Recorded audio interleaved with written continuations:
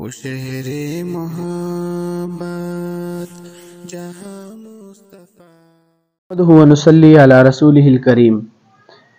حضرت مولانا مفتی محمد حسن صاحب کا ایک ملفوظ ہے کہ دین کے کسی خدمت کو معمولی نہ سمجھے۔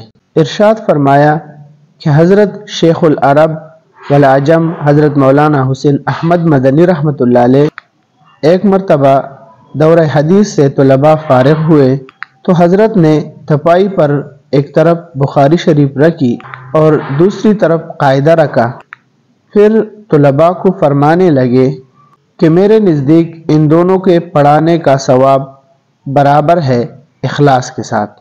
پھر فرمایا کہ تم قاعدہ ہی پڑھا لینا، یہ ذرا آسان بھی ہے۔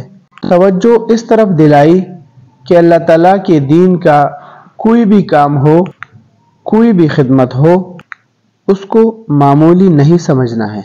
قاعدہ سے لے کر بخاری شریف تک، مسجد کے جھاڑو سے لے کر ممبر اور محراب تک، اللہ تعالیٰ کے دین کی خدمت کا کوئی بھی موقع مل جائے تو اس کو اپنی سعادت سمجھنا۔